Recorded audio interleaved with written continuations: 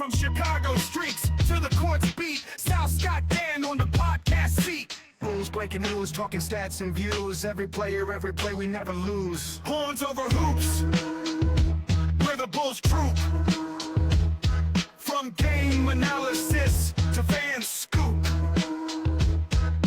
What is good, Horniak Nation and Bulls fans worldwide? And welcome back to another installment of the Horns Over Hoops podcast. I am your host for the evening, Sal Bass. Scott Berman and Dan Gracie had other arrangements. However, you guys ever hear the cliche in Hollywood that the star was the perfect role for that movie? Well, there was a situation that has been sweeping the NBA by storm right now, a bit of a scandal. It's the NBA gambling scandal. Of course, you understood that Terry Rozier and Chauncey Billups were both arrested due to gambling allegations. Long story short, I needed an expert to come in and help me with this, so I got an expert in the building right now in the form of, right from the J Talks Hoops podcast, Justin. Justin, welcome back. We had you on before. Man, it feels good to have you back. How you doing, brother? I'm doing good, man. It's good to be back. It's been too long. It's like, what was that, 2 seasons ago that I was on? It's like a whole different Bulls lifetime ago almost. Yeah, we weren't 5-0 last time. That's for damn sure. Last time you were on here. Thank you for coming on. Like I said before, we had you on before, but when we had you on before, you were a different brand. You guys, you just want to talk about how you did a rebrand, because I loved your first product, but your rebrand, that was perfect. So Yeah. So before I was the Bloody Horns podcast, obviously I was only talking Chicago Bulls. And then during the playoffs, I was like, man, I don't only want to talk Chicago Bulls stuff. I want to talk just general basketball stuff. So I rebranded to J Talks Hoops, and probably 75% of my content is still Chicago Bulls related. I talk about every team. So I did a season preview for every team before the year.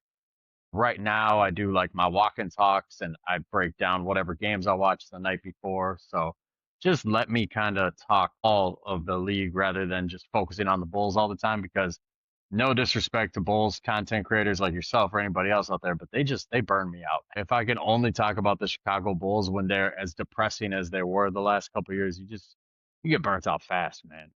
yeah. Yeah, I feel that. You got to think, me and my co-host, there for a while, we were getting a lot of slack, from comments like, oh, why are you so negative? Why are you so negative? It's like, we're losing. How positive can you be? We're losing. Like, I don't like being negative. In fact, you'll hear it all the time on my show where I say, I don't mean to dog someone. I don't mean to make fun of them, but it's like, you got to call an apple an apple. So I feel that, like, you got to be a little bit more broad, because it opens up the door for more positivity. And that's exactly what you've been doing. Honestly, I love those TikToks where you walk and I believe you're walking your dog and talking sports. Like, Yeah. I even asked you the other day, I'm like, hey man, that's such a good idea. You mind if I borrow it for a Knicks preview? Because I still hadn't set up my studio here.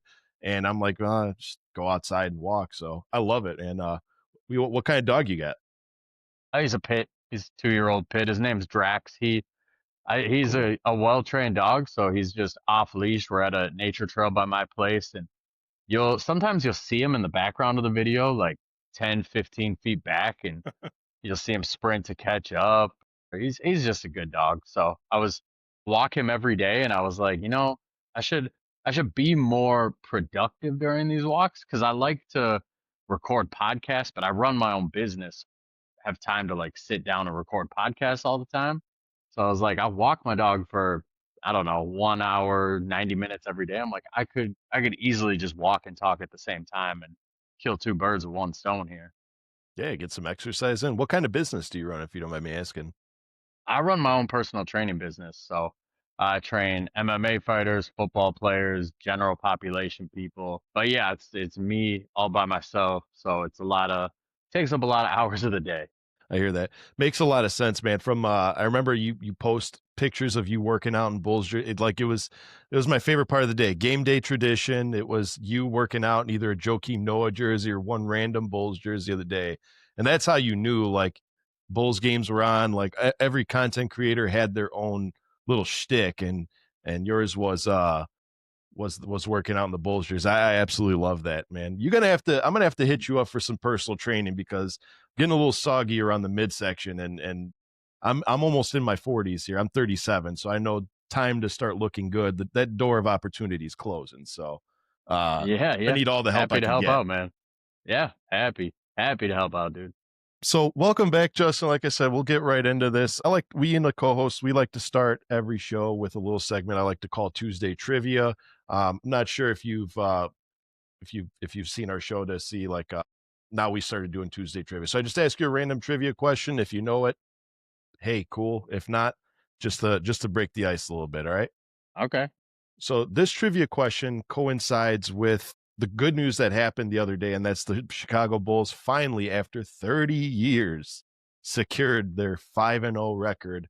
The last time that had been done was the 1996-97 season. Of course, we know that they went on to win a title that year, not correlating the two. I'm not jumping the gun. It's only been Yeah. 5 games, but my Tuesday trivia question to you is, can you name how many wins they ended up getting? How many wins did they open up the season with?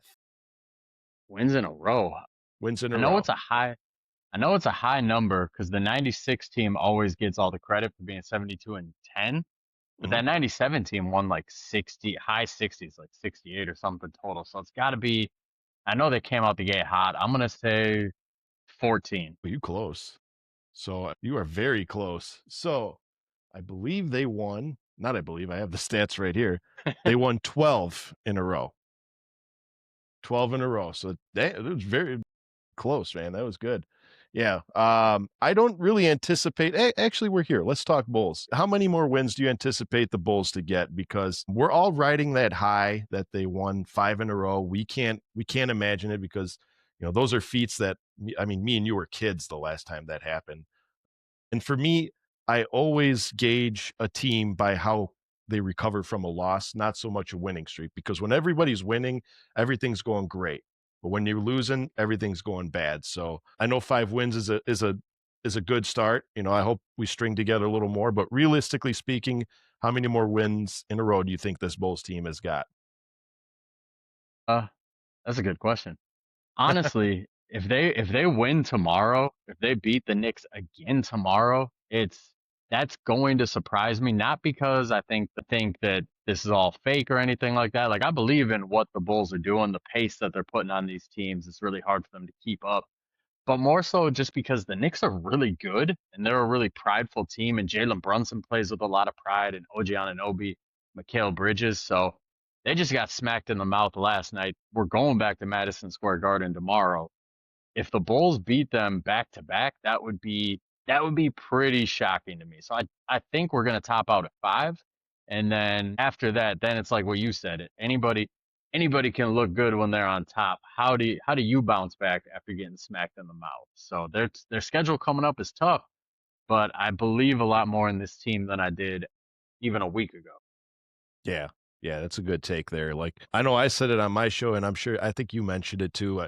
Would you say we've arguably had one of the hardest schedules, both preseason and regular season at this point, with the exception of maybe that I would say that Sacramento Kings game was probably our easiest opponent statistically. Yeah.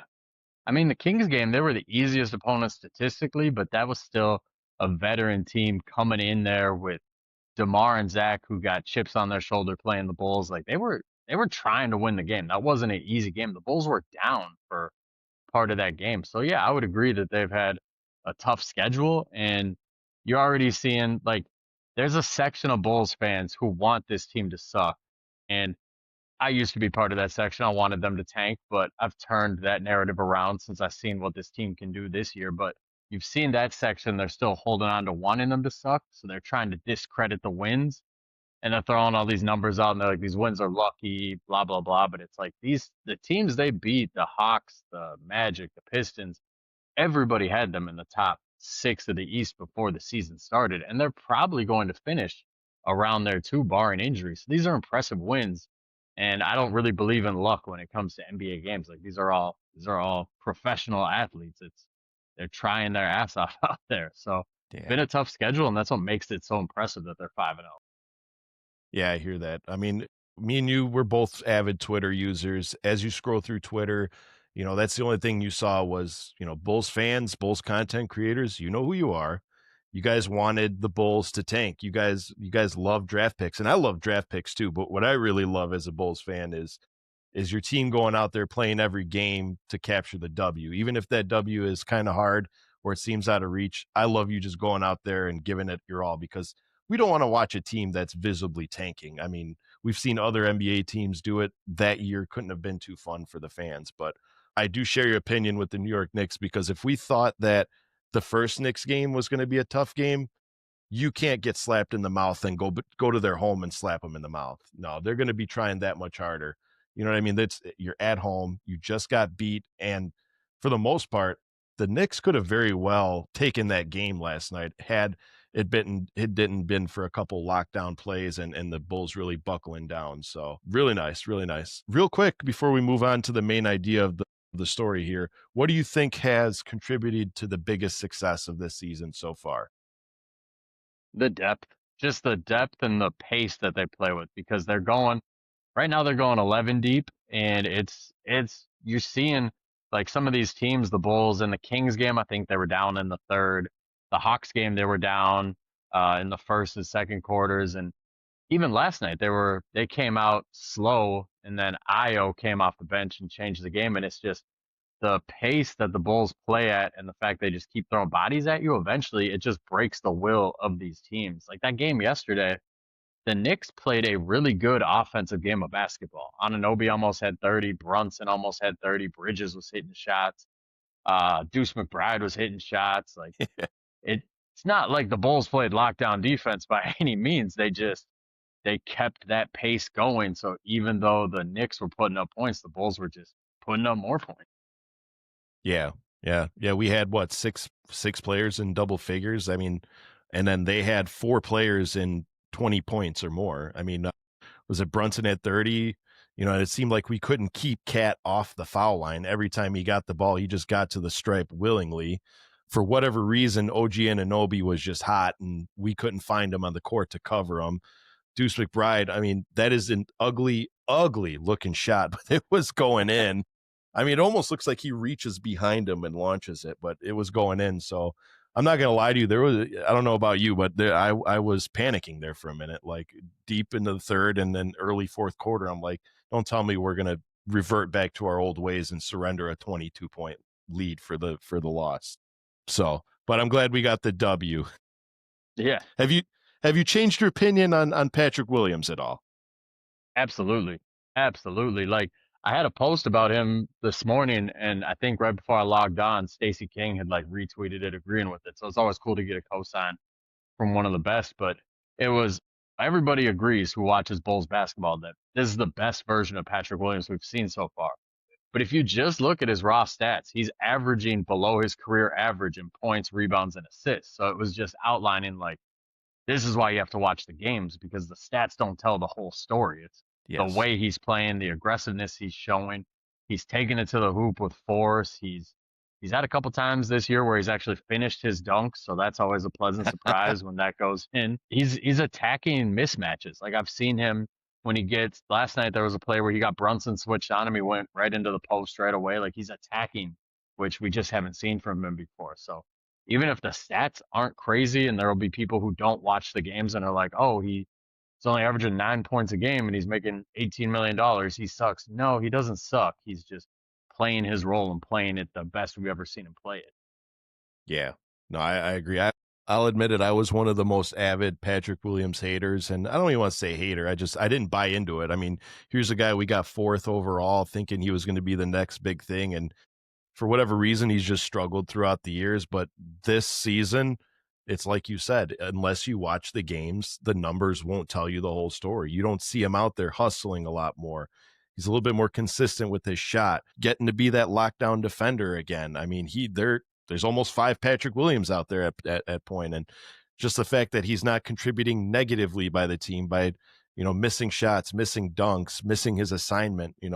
I am a big fan of Patrick Williams now. So I know me and you, we both shared our opinion that years past we weren't the biggest fan of Vooch, and now here we are staring at a contract year with Vooch. And I know my co-hosts are saying that there's a solid chance that we just re-sign Vooch with the Warriors getting Al Horford. I mean, there's probably not much of a market for him for trade. And do you think that we re-sign him? And would you be welcoming of a re-sign? I think if I was a betting man, I would probably just bet that he finishes his career in Chicago because it seems like he likes it here, and it seems like Arturas Karnisovas loves the guy. So probably where the money would lay. But do I want him? I don't. I mean, there's offensively, he's great. I love watching, like last night, the three was dropping. I love the way he's playing offensively, but I will never get over the defense. He's a traffic cone out there. We gave up 6 offensive rebounds to Mitchell Robinson, and he played 19 minutes, and Vucevic was the center all 19 of those minutes. So it's just defensively, it's rough. You saw Sabonis kill us on pick and rolls. You saw Porzingis kill, like if they have a center with even a little bit of an offensive threat, we're almost playing 4-on-5 with Vooch out there. So I love the offensive production we're getting from him, especially we're using him as a hub this year. We're getting the low post touches that Stacey's been harping on for years, and he's hitting his three. Like offensively, he's fun to watch, but defensively, still needs some work. And aesthetically, he's just never been the type of center I like. I always like the athletic rim running, Jared Allen, Tyson Chandler Mm-hmm. type big. So aesthetically, he's just never going to be my. Yeah, no, I hear that definitely. Do you feel like Zach Collins more fills your mold of center you like? Not saying I'd read that you'd rather have Zach Collins start over Vooch. Just do you think Zach Collins can fill that void and pick up that defensive assignment that Vooch is lacking?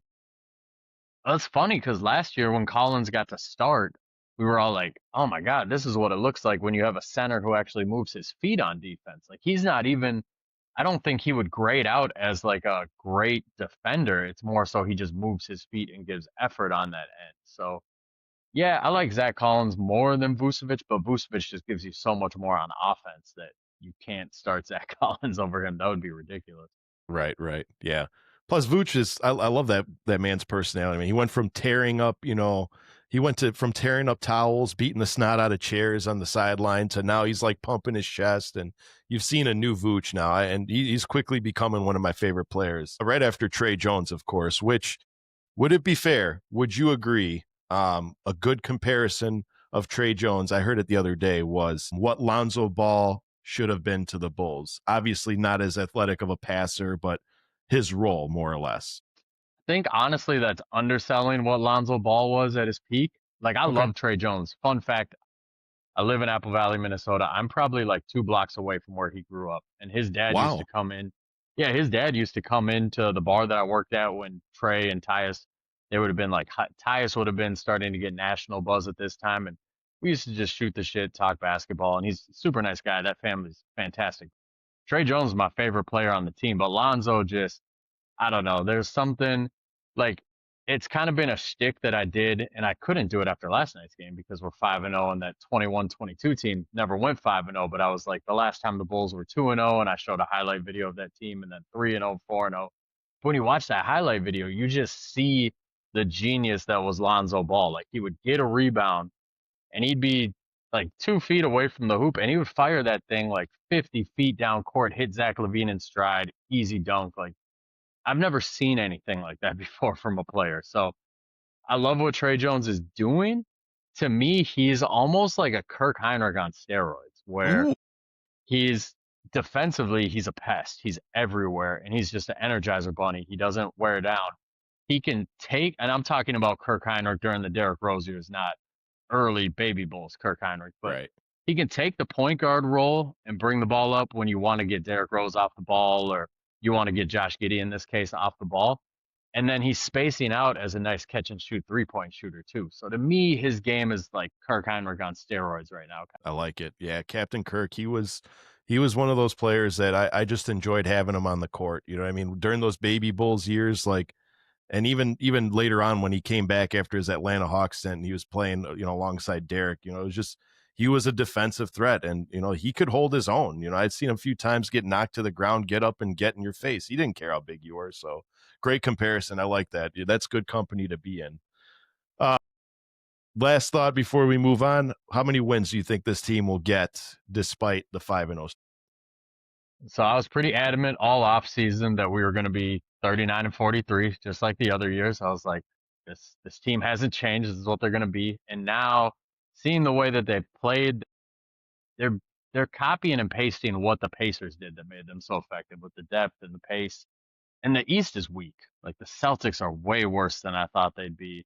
The Pacers, it's not just the Halliburton injury. They're losing everybody. They just lost Obi Toppin for, I think Rick Carlisle said, don't even ask me about him till February. So he might just be done for the year. So a lot of these teams are just worse than we thought. So I think 45 wins is a solid benchmark. And I'm not going to be shocked if in a weak Eastern Conference where the Magic, the Hawks, the Pistons, they're all kind of disappointing so far. I'm not going to be shocked if the Chicago Bulls end up closer to 50 than 45. But I'm not going to go crazy and say they're a for sure 50-win team. It's just not going to shock me if they're able to do that in the regular season.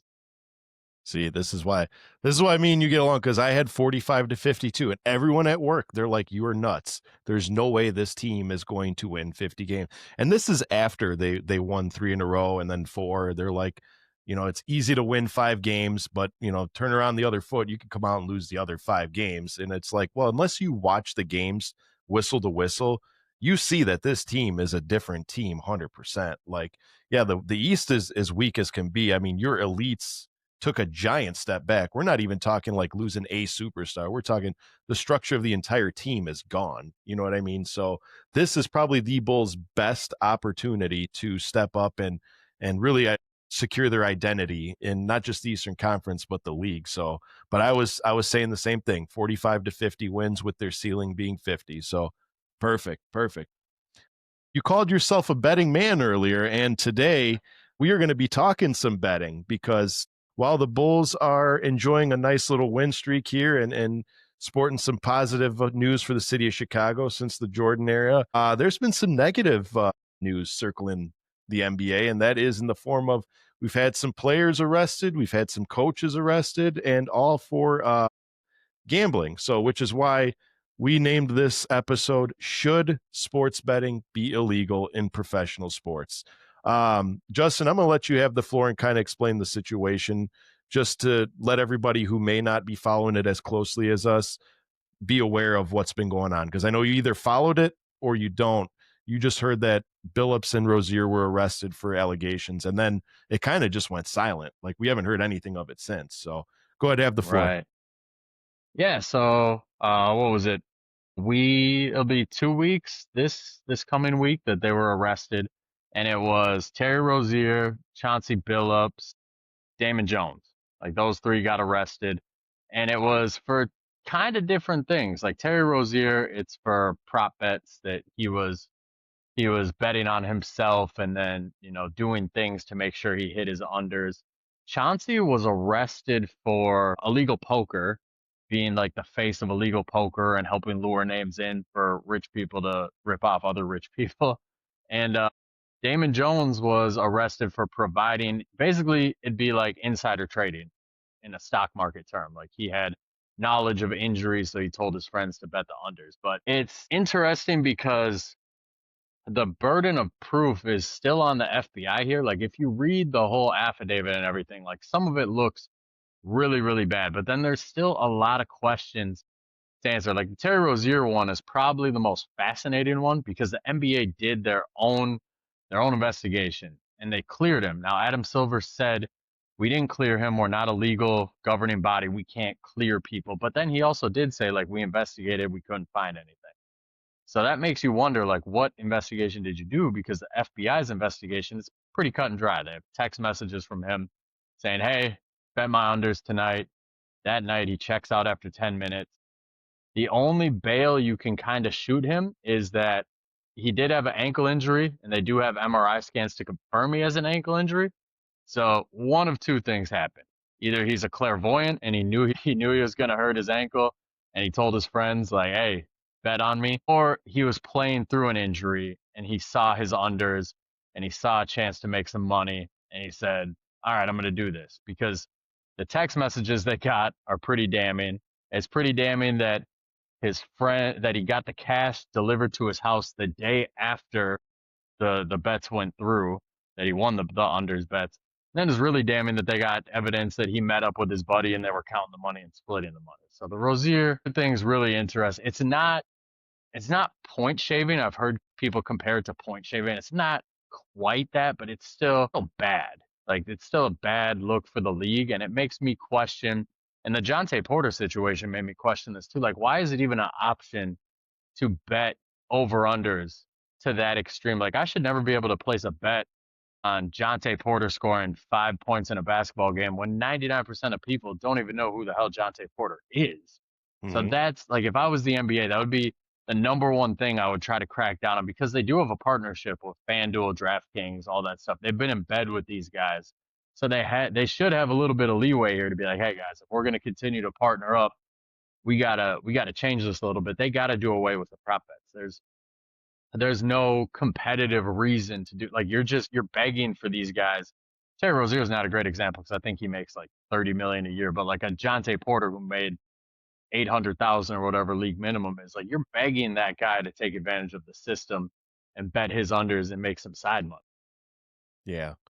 Yeah, this is all coming, scandals. It seems like they've rocked the league this year. Of course, was it earlier this year we found out that Kawhi Leonard was funneling money in from some sort of a bogus company that was promised to him. So it seems like players are doing, and granted, people are going to do what people are going to do. Players are trying whatever they can to get some extra cash on the side. I mean, but me, I was, since I'm an Italian, like, the one word that caught my attention is when I start seeing like mafia involvement. I mean, and we're talking like, when many people thought like mafia was gone, like they're no longer around. But can you explain, like, where does the mafia fit into this? Where were they? Like, are they just bookies, or what?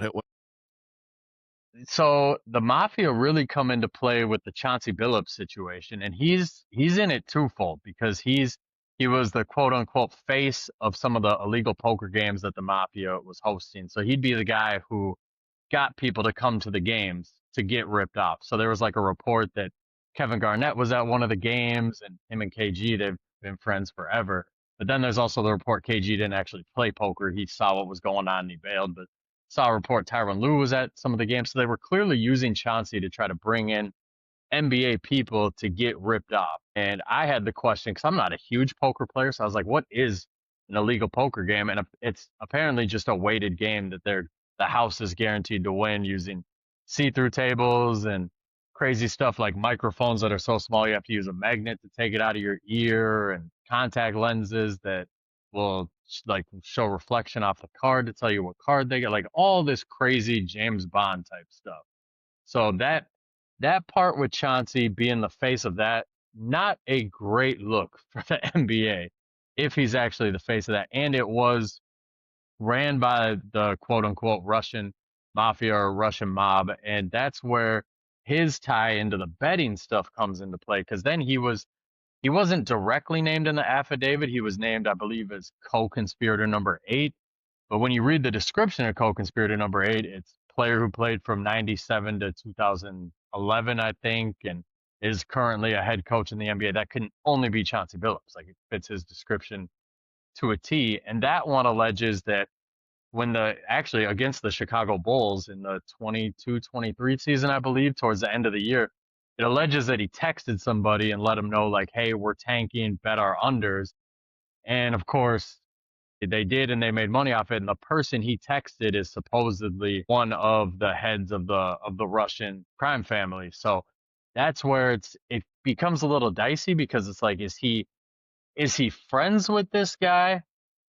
And he's just being, just as a friend, being like, hey man, just so you know, like, because it's not Chauncey who told, like, it wasn't Chauncey's plan to tank. It's not like the organization wanted to win and he was like, I'm going to sit Damian Lillard, I'm going to sit, Jeremy Grant, I'm going to sit our winning players, and I'm going to have my friends bet the under. The organization clearly told him, like, hey, we're going to tank. So that's like, was he telling a friend who, so just like, hey man, don't bet on my team, we're tanking, don't bet on us? Like, was he telling him as a friend, or was he telling him, like, he knows, obviously he knows what the guy does, but was he telling him that so the guy could make money? Was Chauncey getting a cut of that money? And I don't believe they've shown any evidence to support that Chauncey got a cut of any of that money or even any evidence that the guy went ahead and made bets against the Blazers that night. But they definitely have that text message of Chauncey being like, "We're tanking, don't put money." Yeah. Yeah, and I guess the question we all have here is, maybe not Damon Jones, but you mentioned a Chauncey Billups, very successful NBA champion, very lucrative career. We mentioned Kawhi Leonard on a separate situation, but still scandalous in and of himself. And then we mentioned Terry Rozier, a man who's making, like we said, upwards of 20 to $30 million a year. So I guess the question we're all asking is, if you are somebody who's in the public spectacle, you've had such a lucrative career, and you know that at any moment the walls can come caving down and you lose not only your credibility, but your livelihood, why do it? Yeah, it's it's an interesting question. I think people sometimes forget that gambling is a legitimate addiction. But like Jonte Porter, for instance, he's come out and he's said like, I got in a lot of trouble playing these poker games, and I was down big because he was addicted to gambling and playing poker, and he was down big and he owed some bad people a lot of money, and that's why he started doing the unders thing with his betting on himself and having his friends make money that way. So I don't want to speculate too much, but it is very possible that, some of these guys, I mean, these guys are the most competitive people in the world. This is what Michael Jordan got in trouble for in the 90s, is he was playing golf games with like 5 million on the line and playing it with some very shady characters, some people who I believe were also connected to some of these Russian crime families as well. And Mhm. these guys are just competitors, man. And there's nothing like, I don't go to the casino anymore because I am a competitive maniac. So I am that guy who will sit at the blackjack table and convince myself I can beat the blackjack dealer, even though I can be down, however many hands. And these guys, they're wired that to the extreme. So there is the possibility that they got themselves in trouble. I mean, they make a bunch of money, so they're putting up. You hear the stories of on the NBA planes and where they're playing Boo-Ray and just got crazy money on the line in these card games. Like, these guys are probably doing that in their off time too, and it's a real addiction that they just can't get out of. And in the case of Terry Rozier or the case of Chauncey, this could have been their way to try to get out from under some of their debt. It's all speculation at that point, but that's one way to try to explain it. The Damon Jones thing, he was just trying to make money. Like, his is very, very cut and dry. He worked for the Lakers. He knew LeBron wasn't playing that night. He texted his buddy and he said, "Make sure I get my cut." Yep. So his is cut and dry. There's no real speculation with him. He was just an assistant coach trying to make some extra money. Yeah. Yeah, it's funny.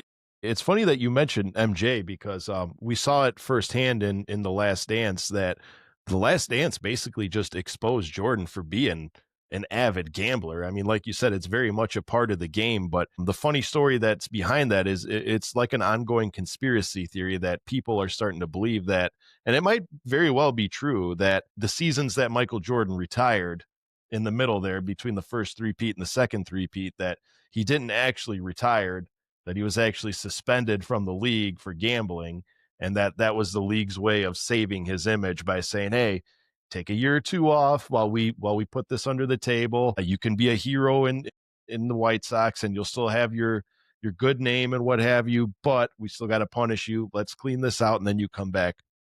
Do you buy any of that, or do you think he just really retired?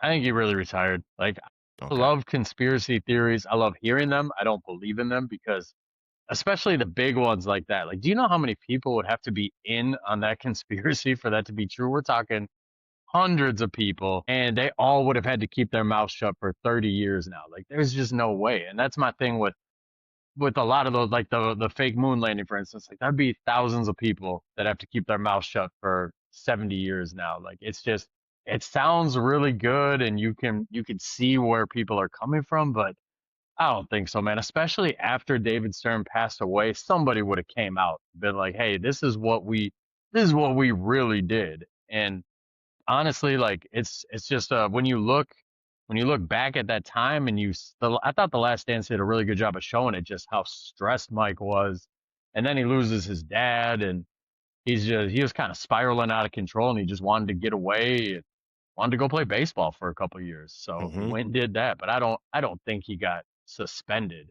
Not to mention the NBA. If let's say that's true, they shot themselves in the foot despite themselves then because they lost so much money those years without MJ being in there. Their ticket sales went down, merchandise. The Chicago Bulls as a brand weren't the same anymore. That season, I'm sure if you looked at the ratings, you would see high ratings 91, 92, 93. 93, 94, you probably see a giant plummet. And then when he makes his comeback, you probably see it go back up. Nah, I don't believe in that conspiracy theory. See, I'm glad that you laid it all out like that because there's people that, like myself, I love a good conspiracy theorist, but I also like to be a realist where I'm like, okay, realistically speaking, and you hit it on the head, how did that benefit the league at all and not just 100% Mike? Because Mike got to keep his money, he got to stay in the fame. The league lost a lot of money. You know what I mean? Like why would the league intentionally lose at the time millions and millions of dollars for nothing? You know what I mean? Like you said, it was right around his father passing. So his father was a baseball player. Everybody knew that, Mike's dream was to go play baseball like his dad. He just happened to be better at basketball than he was. So but it, like you said, the Last Dance painted a good picture. I don't want to say paint a good picture, paint a picture that Mike was just a degenerate gambler, and that wasn't the case at all. It was just happened to be a hobby of his. You know what I mean? Uh, so And it's I funny too because like let's if people want to believe the conspiracy theory, then you would think that when he came back, his behavior would have changed. Like you would think when he came back in 95, then 96, 97, 98, no more gambling. But there's so many stories. Like Antoine Walker has told stories of going broke because he went to the casino and tried to keep up with MJ, and Antoine was still on his rookie contract, and MJ was betting the literal salary of his rookie contract against him. And so it's like the behavior didn't change. So if this was a punishment and then he came back and he was still doing like it falls apart. It'd be one thing if he went away from baseball and then when he came back you never heard stories of him gambling again. But no, man, he was a vampire. He didn't even sleep at night. He would drop 50 on you, go gamble all night, and do it all the next day. Yeah. Yeah. I remember a particular story. I don't know. Did you hear the Jeremy Roenick story? Yes. Yeah. Yeah. We're like, all right, I'm going to play 18 rounds of golf with Jeremy Roenick, bet X amount of money, drinking, smoking cigars all day. And all right, well, Roenick ends up waxing him. And Jordan's like, no, no, no, one more time, double or nothing. And Roenick's, all right, this guy can barely stand. Like, all right, we'll do another 18 holes. Plays another 18 holes, cleans Jordan out. Jordan finally is like, all right, if I go and drop 50 and win tonight, win all this. And the guy goes out there stumbling and all and plays. And I think, I don't know how much he dropped that game, but ends up winning his money back because he drops his points and then wins the game. So that's what I would like to call a very healthy form of gambling, because as we know, sports betting has been a thing for probably since the dawn of sports. I mean, people bet on horse races, people bet on dog races, boxing. I mean, sports betting has always been around. So with that being around, or with that being said, my question to you is, should sports betting finally see its final days, and should it be illegal to sports bet? I'm extremely biased when it comes to this question because I hate sports gambling, dude. I hate it. I cannot stand it. And my big problem is what it has done to the realm of sports and how sports are covered and how media covers it. Like, I can't tune into it. I'm a very casual football fan, but I'll still listen to podcasts on it. I can't tune into a podcast and just get football analysis. I get your over unders, I get your picks. I don't care about any of that. I don't care if they cover the spread. I don't care that the Bears are 3.5 point favorites and blah, blah. Like, I just want to hear about the game. And then you see it in basketball too, where and the way sports are covered now, like Vooch had a great comment about it when he was saying that before people would like genuinely care how you played and if you won, and now they're more like you didn't give me 10 rebounds, you suck. I put hard-earned American currency on you. Like, shut up. You sound like a loser, but it's changed the way that sports are covered now. And I mean, even ESPN has what, like 3 hours a day that they block out just to cover sports gambling and sports betting, and all the content creators are in on it. One of my favorite podcasters is Zach Lowe, but even him, when he's talking about this gambling scandal, he has to do a DraftKings ad read right before for three Yeah. minutes. So like the hypocrisy, it's just wild. So if it was up to me, yes, I mean I would say make it. I mean, I would never say make it illegal because there's just no way you can curtail that. But like I said, get it under control a little bit. Like if you want to bet the Chicago Bulls are 3-point underdogs to the Knicks tomorrow night, if you want to bet that the Bulls are going to win, by all means do it. But don't be betting, does Io DeSumo score 15 points or more, or does Dalen Terry get 8 minutes or more? Like that stuff has to go away because you're just asking for corruption at that. Yeah. Yeah, and then you hit it right there on the head. It's like, how at this point, how do you just stop? Like, it's been since the beginning of time that people have been gambling. So should they stop 100%? No, because a lot of people are going to lose a lot of money. Should it be less infectious in the sports we watch? Yeah. I mean, I don't gamble. One reason is because I'm terrible at it. Another reason is for, religious reasons. I don't gamble. It's not my thing. I'd rather watch a game for its purity than, you know what I mean? Even like I'll even tally it in, like I'm in a fantasy basketball league, of course, you know what I mean? And I sometimes have players that go against players. Like, for instance, I had Dosunmu and I have Cat on my fantasy team. They were playing against each other yesterday. And I'm like, man, he couldn't have just gotten me one more stat point to beat this, and you feel guilty. Yep. And that's a safe form of gambling. So it really is unfair to these players who have, and Vooch covered it, worked their entire lives, busted their behind, blood, sweat, tears going into this sport. And now, you're basically looked at as just a pawn in a chess game because some guy wants to make $50 on his bet. You know what I mean? It's really unfair. Now, real quick, I'm not familiar with the rules. Are players allowed to participate in sports betting apps?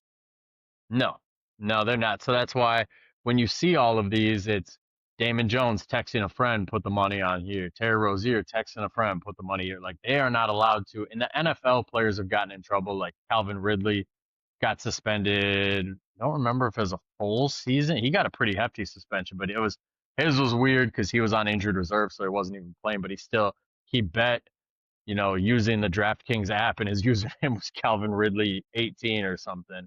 So like that's the only bail that I can shoot some of these, like the leagues being in bed with some of these giant companies, is like this Terry Rozier thing or the Jonte Porter thing.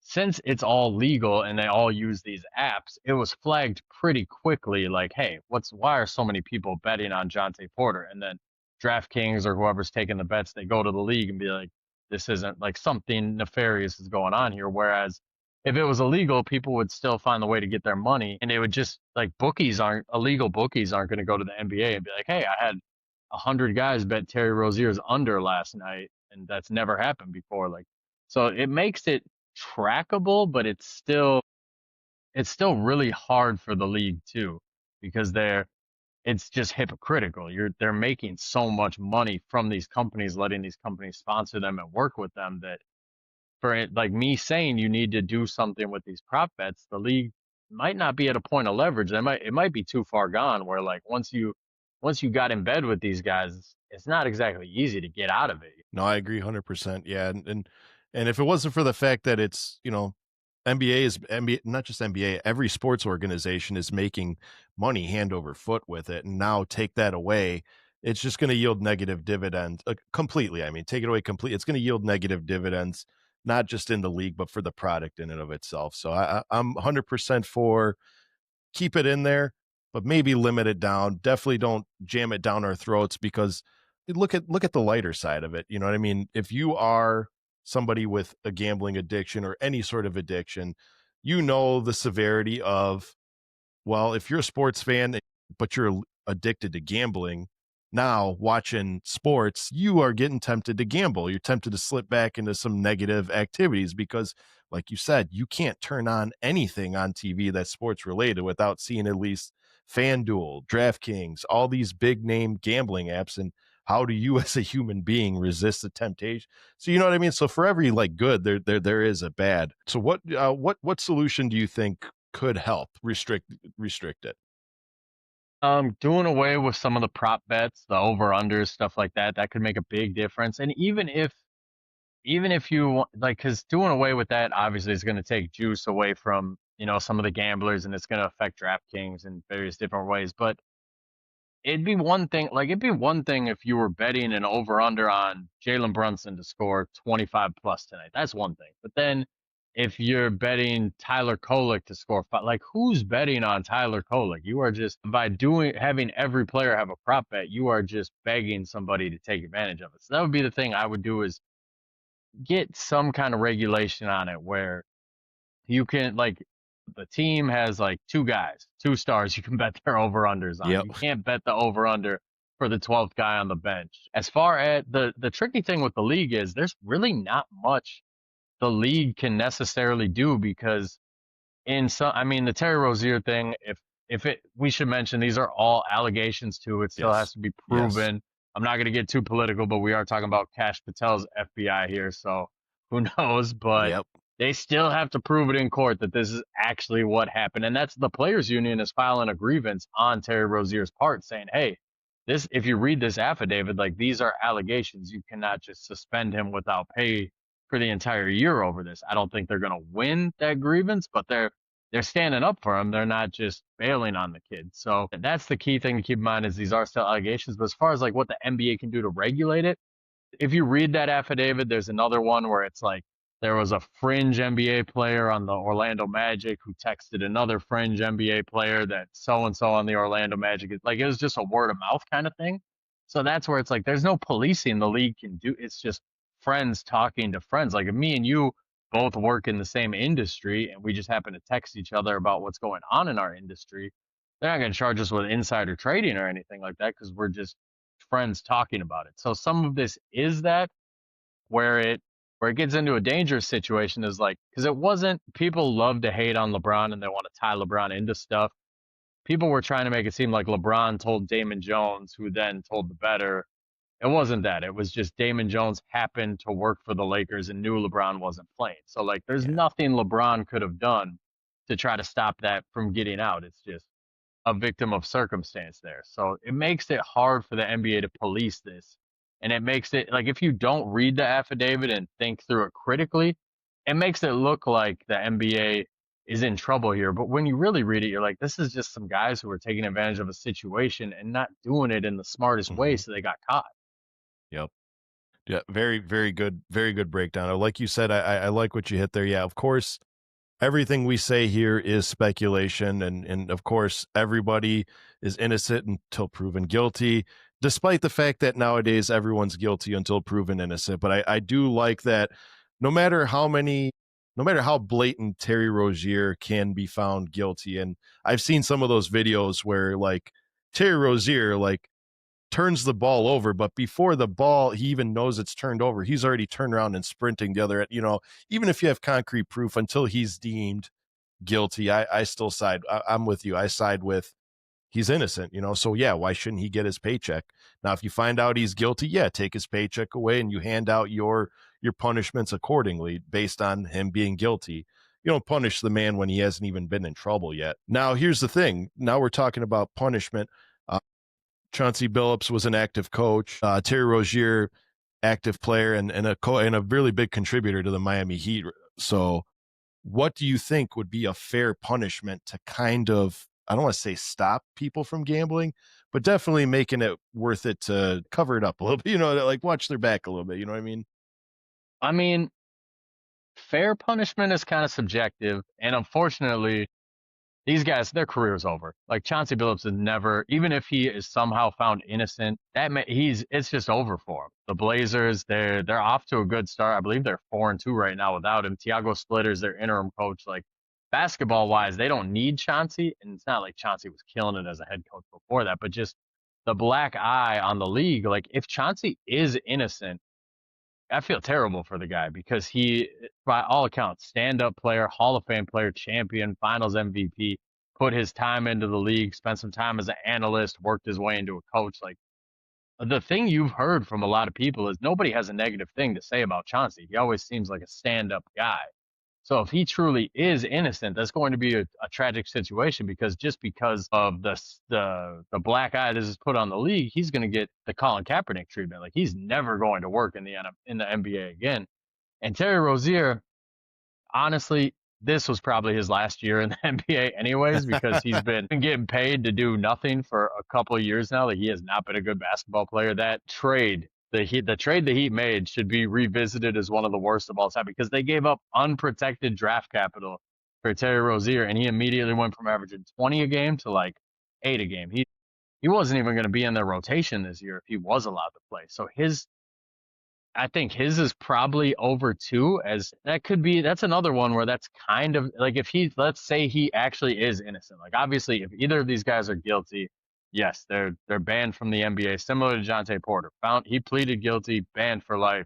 Nobody questions it. But let's just say Terry Rozier, despite all the evidence we have, let's just say he's innocent. Let's say he's innocent. Even then, he's still going to get a punishment and probably be done, which is really sad because you got guys like Miles Bridges, Kevin Porter Jr., guys who've actually hurt people, like legitimately hurt women, who are still allowed to continue their NBA careers, got very minimal punishments. And that's Mhm. going to tell you a lot about the league is they care more about the semantics and how things look when it comes to sports gambling than they do the safety of women and the violence of their players. So there's a scenario where even if Rozier is innocent, he's still going to be blackballed. All these guys, their careers are done. I think Damon Jones' career already was done. I don't think he was working as a coach anymore, but all three of these guys are blackballed for sure. Yeah, and I'm gonna remember that quote. I really like that quote. You said punishment is subjective because how do you hand out punishments? You know what I mean? I can understand Rozier. I mean, he was hot for a minute. Now he has not.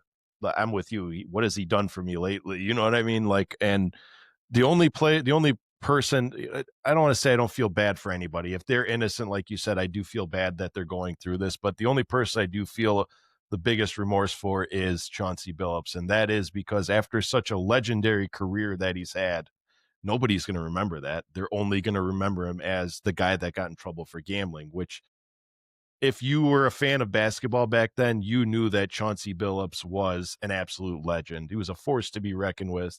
There's a reason why they called him Mr. Big Shot, and he was a guy that took nothing from nobody. I mean, he was one of my favorite players. I can't say that because he was a Detroit Piston, but growing up, he was one of my favorite players on that Pistons team, and he was a big reason why that Pistons team was as legendary as it is. But just to hear that his name come up like this, it's like, man, nobody is going to remember that. Nobody's going to remember Mr. Big Shot. They're only going to remember Mr. Gambler. So, and it's a And shame. it should be mentioned too that the stuff Chauncey's being accused of has nothing to do competitively with the NBA. There have been people speculating. Now they're going over box scores from the last couple of years. They're like, well, Denny Avdia had 25 at half, and then he only played 7 minutes the rest of the game. I'm sure he was point shaving. And like, I get it, that all looks bad, but you also have to realize the Blazers were tanking. So yeah, he would play him because the league has rules like, hey, you can't. They've made it so it's like, hey, you can't sit guys anymore just to tank. But that doesn't stop you from doing like what we saw the Jazz or the Raptors do last year, where the guys will play the first half and then the second half they're going to throw out G League guys so they lose the game on purpose. So people will look at box scores and be like, oh, look what Chauncey was doing. Chauncey wasn't the one who wanted to tank. He is a competitive person. He is a Hall of Fame point guard. He took down Shaq and Kobe in a finals. I guarantee you, he wants to win every game he coaches in. The organization was telling him to tank. So even he's probably he wasn't like his charges had nothing to do with the gambling aspect. It was all poker. So that doesn't have anything to do with what we saw on the basketball court. It's just him making not very smart decisions and be in the face of illegal poker games. But I've heard people say like, oh, his Hall of Fame should be stripped. He should be removed. I'm like, No. that's insane because Yeah. this is not a Pete Rose situation. This is not a Right. guy betting on his team and causing his team to lose. It's just not that. So his career should remain intact because he was a damn good player for a long time who never got his credit. It's just unfortunate the situation he finds himself. Yeah, that was very, very well said. And I can't believe we made it an hour into the sports betting show and Pete Rose just now got mentioned. And you're absolutely right. Like, it's not the same. He just had a questionable hobby. His questionable hobby wasn't conflicting with his job. You know what I mean? It's not, and I mean that like he just went out and played some cards and you know what I mean? Yeah, I'm not trying to make light of it. It's still legal, but it's not like he's on the court trying to put money in his own pocket by sitting Danny Avdia and to touch on that, it's like, even if the league says you can't sit players or you have to try, it's like, okay, well, what's stopping? Okay, I'm going to put Danny Avdia in there, but I'm not going to give him any touches. You know what I mean? I'm still going to find a way to make it happen. You can force me to play him, but you can't force me to pass the ball to him. You can't force, you know what I mean? Like there's so many ways around it. Final question about this. So we heard three names that you mentioned. I'm sure there's many, many, many more. I'm sure there's many more players, many coaches, fill in the blanks. I'm sure there's plenty more where that came from. The question I have for you is, do you think we see any of those names pop up, or do you think at this point the NBA is going to try their best to protect the integrity of not only the players but the league as a whole? Well, we're coming up on 2 weeks since the FBI did their big press conference. So I'm going to go ahead and say that because the FBI came out and said we have bigger names, like they made it sound very ominous and very threatening. And the thing you should keep in mind too is the NBA is by far, far and away the most anti-Trump league of all the major four. So I don't think it's a coincidence that the NBA was having a great week of publicity and the FBI decided to throw this at them to try to take away from that publicity. And they tried to make it sound really threatening to make, because we all know people who are like, I don't watch the NBA anymore ever since blah blah blah the 2020, like whatever they want to say.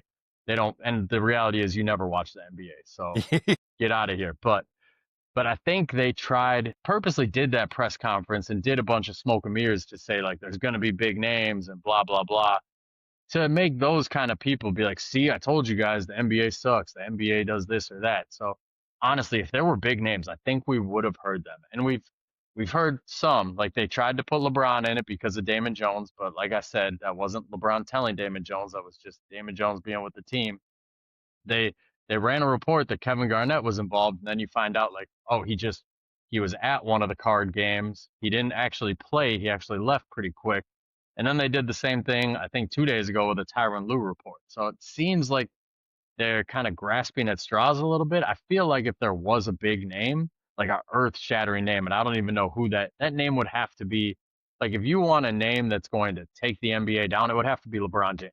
Like if LeBron James was involved in any gambling whatsoever, any scandalous mob activity whatsoever, that would take the NBA down. If it was something like that, it would have came out by now. But we can all hate LeBron for whatever reasons we want to. The one thing you can always say about him is off the court, he's always been a stand-up guy. I don't think he would ever do anything like that. I don't think they have any big names, but I guess we'll see. It's just like I said, it's been a couple weeks now and they haven't announced anything else. Yeah. Yeah. Phenomenal points. Yeah, I agree with you. And if you're like me, I don't want to say like me, but like the only reason why anyone would dislike LeBron is the whole Jordan and who's the GOAT, which, I'm with you. You've said it many times on your show. And I this is why I respect people like you. We got to stop doing it. I think it's done and over with. You find something else to talk about, like the Jordan and LeBron GOAT. It's not even worth it. It's basically clickbait content at this point. Your GOAT is whoever your GOAT is. I always say your GOAT is whoever made you fall in love with the game of basketball. If that's Michael Jordan, that's your GOAT. If it's LeBron, hey, I'll respect that. If it's Denzel Valentine, you got other issues, but I respect that. So yeah, I agree. A name like that would definitely, for lack of better words, bring the NBA to its knees. And I'm just crossing my fingers that we have I shouldn't say a scandalous less NBA season, because our Bulls are finally doing a great job and playing the way we want them to, and it's going to be overlooked because a couple guys want to shave some points off. So c'est la vie. Justin, thank you so much for stopping by. We're our last segment of the show. We can't have any guests stop by. I know you played it before without playing a game of Horns or Thorns. For those of you guys who don't remember Horns or Thorns, because we haven't played in quite some time, it's basically an agree or disagree. If you agree with it, you say Horns. If you disagree with it, you say Thorns. If you want to explain your answer, go right ahead. If you don't, we'll move on. Justin, you ready to play Horns or Thorns for a second time? Let's do it. All right. Question 1. The Chicago Bulls, for the first time in I think 3 or 4 years, comfortably make the playoffs without a play-in tournament. They're just comfortably seated. As much as I want to say horns, I'm gonna say thorns. I need to see a little bit more before. Like I kind of believe it, but comfortably is where you get me. Comfortably to me, that's like getting 45, 48 wins. So I'm gonna say thorns for now and be prepared to be proven wrong by this team. I love that answer. Very respectable answer. Question 2. This is a hard one. Kobe White comes back, but with the production, with how well Io has came in and stepped up, Kobe White is more likely traded than Io Dosumu before or after the season ends. I'm gonna say horns for that. I think I heard that the Bulls have until June to extend Io, and his max would be 4 for 85, which I could see him signing for. Kobe's max would also be 4 for 85. He's not going to sign for that. He's going to hit the open market so he can get the higher offers. Yeah, I'm gonna say horns that it's more likely that Kobe would be traded than Io for sure. Okay. Question number 3 here. I had them all written down here. I know you touched on this earlier. Question 3 is we will see a change in the starting lineup as the season progresses in the form of one of the bench players rotating to the starting lineup. Kobe White doesn't count. That's mainly who I'm focused on. Like basically horns or thorns, Kobe White comes back and earns himself a job off the bench. No, he's gonna. That's thorns for sure. Kobe's starting when he comes back. I don't know Okay. who's going to the bench. I don't know if they're gonna get because I think we all agree we're not having the greatest time in the Isaac Okoro experience yet. So I respect the defense he gives, but I don't know if he would go to the bench or if Trey Jones would go to the bench. Like it's really hard to bench Trey Jones, but it's really hard to start a 3 guard lineup too. So I'm gonna say thorns just because Kobe has to get a starting spot just based off what he did last year. I like that answer. This is one because I compared him. So question 4, horns or thorns, a great player comparison to Isaac Okoro is Keith Bogans. That's horns. It's a great comparison. The difference to me is in the 2010-11 season, you could get away playing 4-on-5 on offense, and you could still win 60 games or whatever the Bulls did that year. You can't get away with that anymore. If you could get away with that, the Cavs would have kept Isaac Okoro, but they could not wait to not only trade for a guy in DeAndre Hunter who filled his spot, but then get rid of him in the offseason. So your comparison is spot on. I just don't think you can win with a Keith Bogans type player like you could back then. The league is just too talented. It's too deep now. Love it. Love that answer. And final question of horns or thorns is at some point before the end of the year, we will see Jonathan Kuminga in a Bulls jersey. Whether you like it or not, just at some point, the Bulls finally get the guy they're chasing in Jonathan Kuminga. I'm going to say thorns. Kuminga's playing really good basketball for the Warriors right now. They're all in. Anytime you have Steph, Jimmy, and Draymond, you're all in. So I think they're just going to ride it out this year because he probably gives them the best chance to win the title with the way he's playing.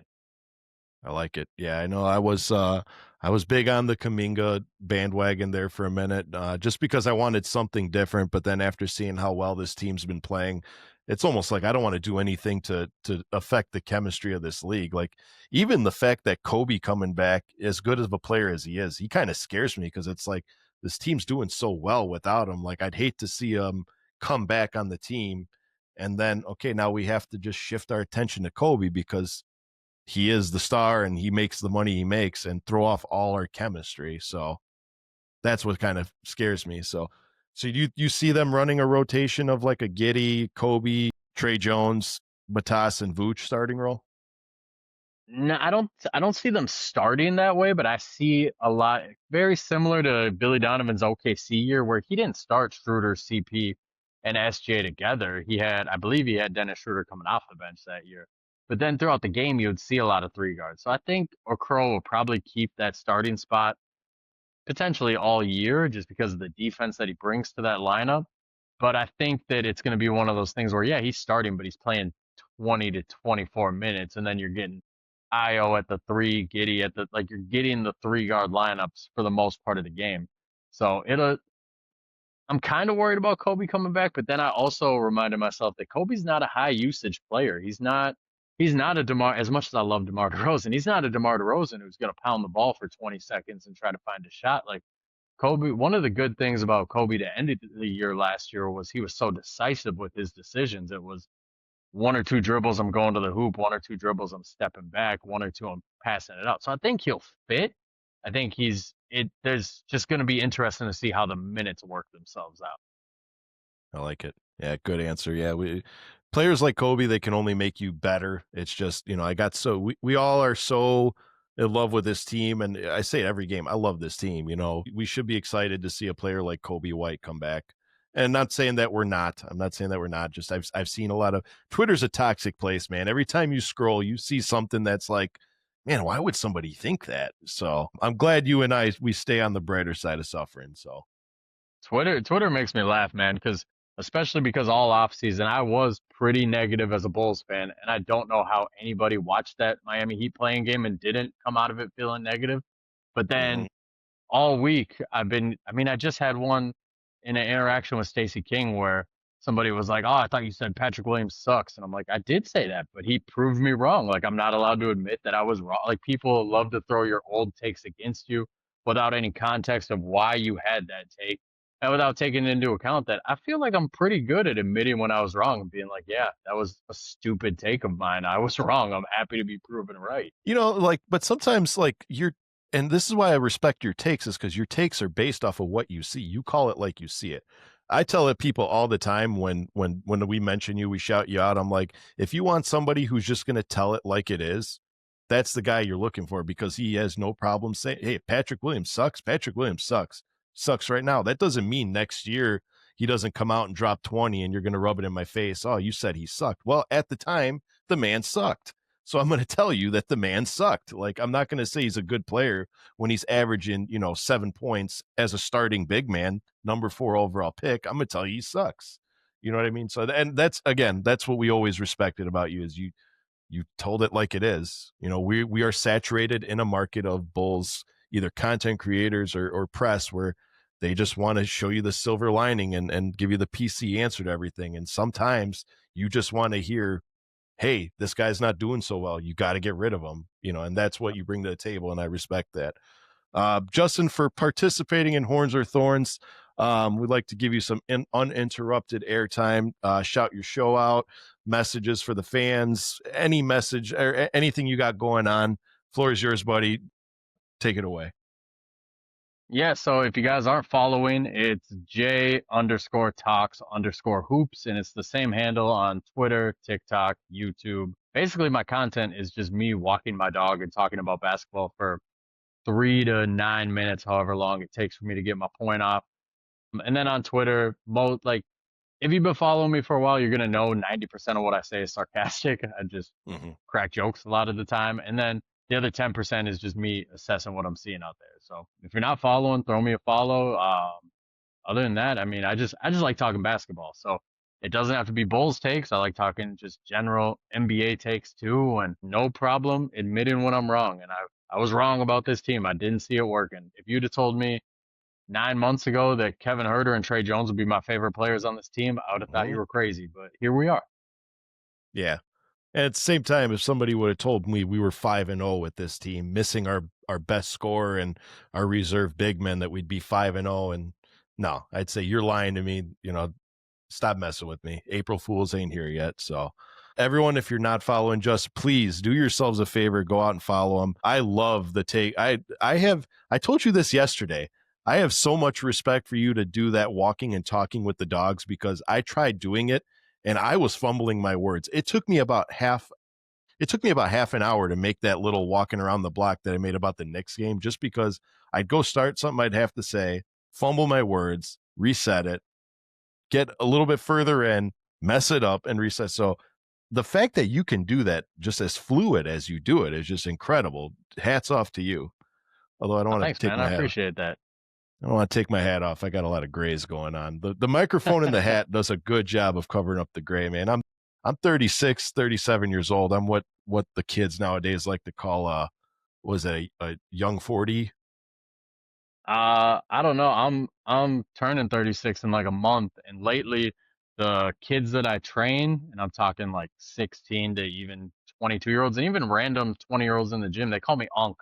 I'm like, don't Yeah. don't call me Unc. Like, what are we? I'm not like I'm an uncle in real life, but don't call me Unc. That's you got to be like 50 to be a Unc. So I don't know what Yeah. the kids are calling our generation anymore. Yeah. You know what? That's a good point, because I will say, like, tooting our own horn, but when we get like negative feedback on any of our content, it's never like it's very rarely like, oh, that's how, you guys don't know ball, how, it's always like, bro, you're 40, give it up. It's like I get insulted more for my age than just not knowing what I'm talking about. Like, go on TikTok, which I don't know heads or tails of TikTok. Like, one hashtag gets you freaking famous. I don't care. I don't know. I just put it out there, but everyone's like, bro, you're 40, bro, you're 40, just quit. And it's like, yeah, man, like, don't you appreciate what I have to say? Like, man, 40-year-olds can make it. That's like But that's like people's go-to if they don't have if they don't have something they can actually point to that they disagree with and they can have an intelligent conversation about. They're either going to be like, bro, you're 40. They're going to be like, you're a casual, or like if they don't actually have a point, like make a point of what they disagree with you about, then that means your take was actually probably good and they're just mad for whatever reason. yeah, like one of the ones that I remember, I mentioned it on the show last year. I had some guy that was trying to tell me that like Kobe wasn't the greatest Laker, that people need to, and it was very malicious, like, like just because he passed away doesn't mean that people need to, keep glorifying him. And he actually said that the bubble year Lakers team was the hardest NBA championship that the Lakers ever won. And I'm like, brother, you are wrong. Like, I let people have their opinion, but like, don't toxify a living or a legend's name like that. Like, you know, so and again, the moral of the story is that's all I got was insults on physical appearance, and I'm 40. So, Hey. hey man, Which is it's funny a because it's like you being closer to 40, we're the same age. So we've seen so many different eras of the NBA. Like I came up, the first year that I watched was the 96-97 season. And then I was a giant Kobe fan once MJ left, and then Iverson, and then, coming into the LeBron era. Like we've seen so much basketball that when people try to tell me like just things that blatantly aren't true, like the game is still as competitive as it ever was, and these players still can like I've seen this, dude. Like I've seen Allen Iverson play through a dislocated shoulder and a chipped ankle. Like I've seen how tough these players were in the past. I've seen how physical defenses were allowed to play in the past. Like if I'm telling you that I've watched 30 years of basketball and it's easier to score now than ever, there's probably some merit to it. But you being 18 years old with your anime avatar being like, you don't know ball, bro, you're a casual. Like, no, I probably have seen more basketball than you. yeah. Yeah, there's some things that I was just explaining it the other day. You and me, since we're about the same age, you said, we've seen something that, not many Bulls fans nowadays can say they've seen, is we've actually seen them win championships. The stat that we just achieved yesterday, we're 5-0 for the first time since the 96-97 season. A lot of people watching nowadays, it's never happened for them. You know what I mean? Because I would say a majority of the Bulls fans that are like us, Jordan got you into the game. Okay. But then everyone tapered off. They're because a lot of people, you'll ask them, you'll tell them you watch basketball and they'll say, I haven't watched basketball since Jordan left. But now you're getting that new age of fans that are like, well, I started watching basketball when Derrick Rose came back. So that's only we're at 10 years, and they get the new age of the NBA. We got the age, the golden era, I'll call it, because you had toughness, physicality. Scoring wasn't just running up the court and hoisting up a three and praying it goes in. It was, you got to get to the bucket. And while you're down there, John Sally's meeting you there to throw an elbow in your face and you ain't getting a foul. This isn't like SGA rules where you're in the vicinity of me and I'm calling you for a foul.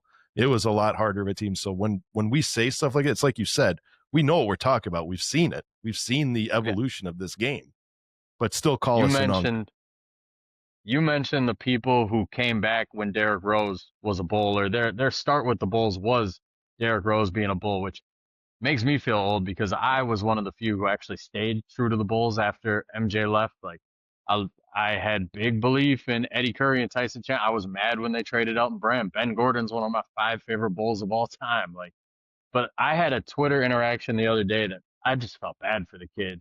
You got to be like 14 just basing on what he said. But of course, the typical like anime profile picture with all the hot takes telling you're casual. And I think somebody asked me to list my 5 favorite Bulls, and I had Ben Gordon and not Zach LaVine, and he went on this crazy rant about how Zach LaVine is the reason he started watching basketball. And I was like, brother, you're not even old enough to have seen Derrick Rose in a Bulls uniform, and you're a Bulls Yeah. fan because of Zach LaVine. Like I just feel bad for him. I'm not going to interact with you further because you just don't have the mental capacity for basketball. And this Right. is no shade to Zach LaVine. Zach LaVine's awesome. But if you're Yeah. telling me that Zach LaVine is why you fell in love with basketball, I feel bad for you because you are way too young to be on here trying to discuss basketball with grown men. Well said. Well said. Man, I can't but see, the funny thing is you said Ben Gordon was in your top 5. A lot of my top 5 favorite Bulls players are going to be those like oddities. Like I loved Ben Gordon. He was one of my favorite Bulls. You know what I mean? Would I put him top 5? I mean, I don't know. I was a big Ben Gordon fan. He probably I was. loved Ben Gordon, man. God, man People get was mad because they'll ask for top fives, and Joakim Noah is always number one. And they're like, well, why isn't Michael Jordan number one? I'm like, I got to watch 2 years of Michael Jordan. I got to mhm. watch 10 years of Joakim Noah, and I was an adult for those years. So it resonates different. It's like Michael Jordan is the greatest basketball player of all time. He's why I fell in love with basketball. But if you ask me my favorite basketball player of all time, it's Kobe Bryant. And I'm a diehard Chicago Bulls fan, but I watched Kobe's entire career from rookie to finish. So it just impacted me more. So yeah, when I make top fives and they're like, why is Scottie Pippen so low? Why isn't Michael Jordan number one? I'm like, I only got to watch 2 years of those. At least I got to watch it and I can Mhm. remember it. But I got to watch the whole careers of these guys. I got to watch Ben Gordon. I got to watch Derrick Rose and Luol Deng and all those guys. Yeah. Yeah, it adds to the what do you call that? It just adds to it the fact that you watch their career from start. You watch the evolution of their game.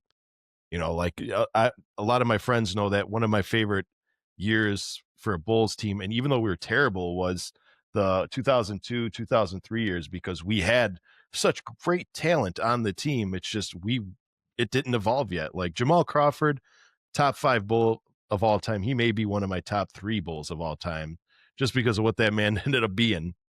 You Yep. know, we had Brad Miller, we had Ron Artest, we had all these phenomenal players, but we we put up probably one of the worst records, but it was such an entertaining batch. So no, I feel that, Ben Gordon, man, What that's throwing it was back. Elton Brand still on that team? Was it Brad Miller, Elton Brand, Ron Artest, and Jamal Crawford? I called it the Jet, so it was Okay. Jamal, Eddie, and Tyson. So it was one, two, Okay. three, and then Jalen. I think Jalen Rose was there. Tyson, yeah, if Tyson was there, then Brand wasn't there because that's who they traded Brand for. Right, right, and then they did like Jay Williams. Like a lot of people just know Jay Williams as the commentator on TV. A lot of Bulls fans, as soon as we drafted Jay Williams, we're like, man, this is our time. Like, man's gonna single handedly turn the game around, and the man unfortunately succumbed to one of the worst injuries off court I've seen. But you know what I Yeah. mean. That's just shows. Anyway, rambling on here, but it just more of the story is I miss the glory days. We're not old. We just know we've seen basketball. We've watched basketball.